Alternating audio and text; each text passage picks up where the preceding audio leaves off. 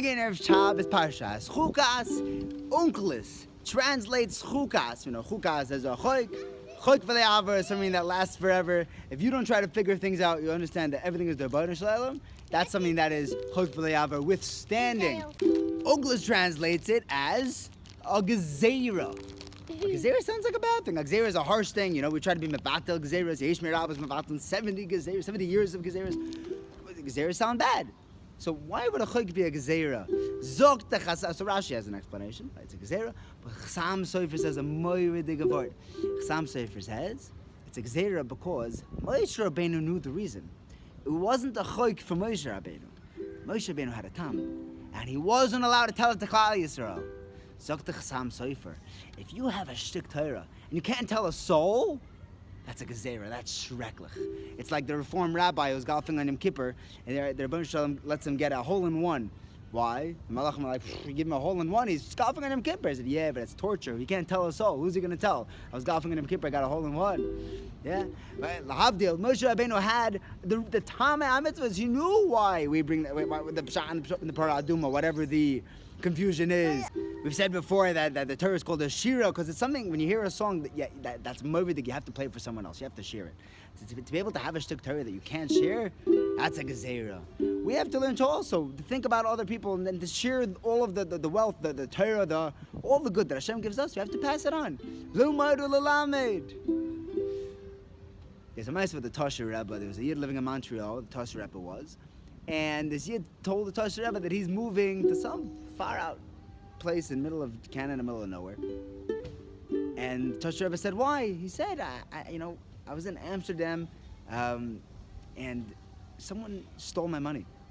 I'm pretty sure it was a Jew, whatever it was. I was with this person, and he said, I have to get away. He said, what are you going to do over there? He said, I don't know.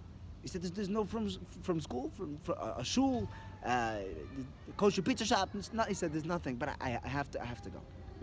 Why? Because he was tzibrochen about this thing in Amsterdam. The next day, he bumps into a Yid who says, you remember me? He says, no, would I remember you? He says, I was the Yid with you in Amsterdam. He says, Taka. He said, I'm so sorry, I felt terrible that I took your money. And he handed him a wad of cash. He said, it's crazy, I was just talking to Tosher Rebbe yesterday about this. Comes back to the Tosher Rebbe, tells him about the nays. He says, I'm staying in Montreal. 20 years later, Tosher Rebbe was already nifter. And he meets up with this Yid again from Amsterdam. And he says, this is Mom's the third time we're meeting. The Yid says, between you and me, it's only the second time we're ever meeting. The Tosher Rebbe gave me a wad of cash and said, you go tell him that you were with him in Amsterdam and you stole his money. Because the Tosher Rebbe knew that he had to stay in Montreal, he had to stay in the Yiddish community. What would be with the Deris?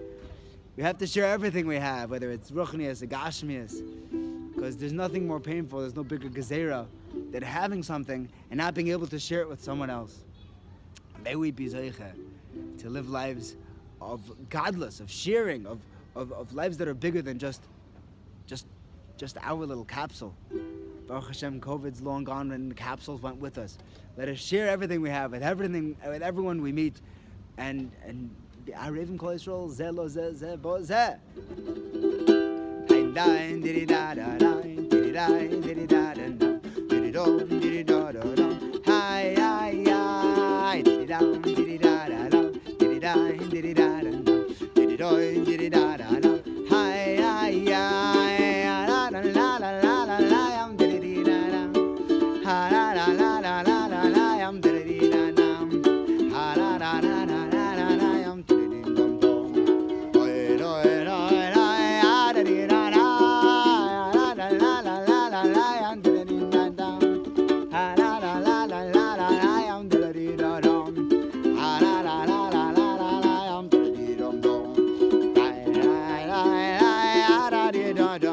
Good Shabbos.